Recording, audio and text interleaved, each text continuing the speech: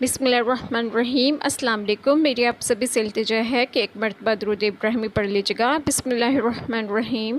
اللہم صلی علی محمد وعلی آل محمد کما صلیت علی ابراہیم وعلی آل ابراہیم انک حمید مجید۔ اللہم بارک علی محمد وعلی آل محمد کما بارکت علی ابراہیم وعلی آل ابراہیم انک حمید مجید۔ بسم اللہ الرحمن الرحیم۔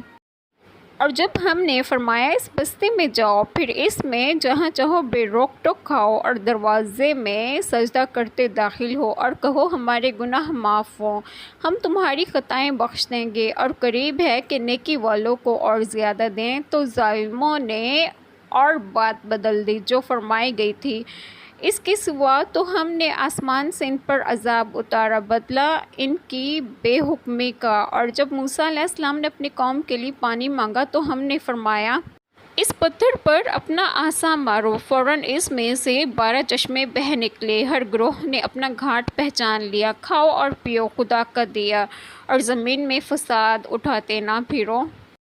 بسم اللہ الرحمن الرحیم۔ آج جو بات میں آپ لوگوں سے ڈسکس کروں گی وہ یہ ہے کہ اس آیت میں بستی سے بیت المقدس مراد ہے یا اریوہا، جو بیت المقدس کے قریب ہے، جس میں عمالقہ آباد تھے اور اس کو خالی کر کے وہاں غلے میوے بکثرت تھے۔ یہ دروازہ ان کے لیے بامنزلہ کعبہ کے تھا کہ اس میں داخل ہونا اور اس کی طرف سجدہ کرنا۔ مسئلہ اس آیت سے معلوم ہوا کہ زبان سے استغفار کرنا اور بدن عبادت سجدہ وغیرہ بجا لانا توبہ کا کامل و پورا کرنے والا ہے۔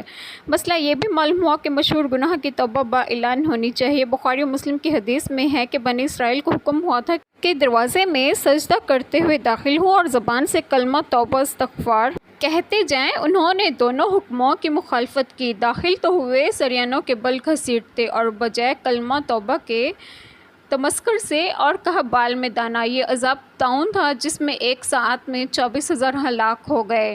ایک حدیث مبارکہ میں ہے کہ طاعون پچھلی امتوں کے عذاب کا بقیہ ہے۔ جب تمہارے شہر میں واقع ہو وہاں سے نہ بھاگو، دوسرے شہر میں ہو تو وہاں نہ جاؤ۔ مسئلہ صحیح حدیث میں ہے کہ جو لوگ مقام وبا میں رضا الہی پر صابر رہیں، اگر وہ وبا سے محفوظ رہیں، جب بھی انہیں شہادت کا ثواب ملے گا۔ جب بنی اسرائیل نے سفر میں پانی نہ پایا تو شدت پیاس کی شکایت کی، تو حضرت موسیٰ علیہ السلام کو حکم ہوا کہ اپنا عصا پتھر پر مارو۔ آپ کے پاس ایک مربع پتھر تھا، جب پانی کی ضرورت ہوتی آپ اس پر عصا مارتے، اس سے 12 چشمے جاری ہو جاتے اور سب سیراب ہو جاتے۔ یہ بہت بڑا معجزہ ہے۔ پھر من و سلویٰ کھاؤ اور اس پتھر کے چشموں کا پانی پیو۔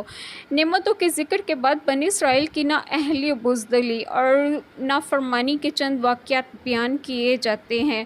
اللہ تعالی ہم سب کے تمام گناہوں کو معاف فرمائے اور ہمیں صراط مستقیم کی راہ پر گامزن کرے، اور آپ سب کو آپ کے گھروں میں خوش و خرم رکھیں اور صحت و تندرستگی بھی دے۔ آمین۔ جزاک اللہ خیر۔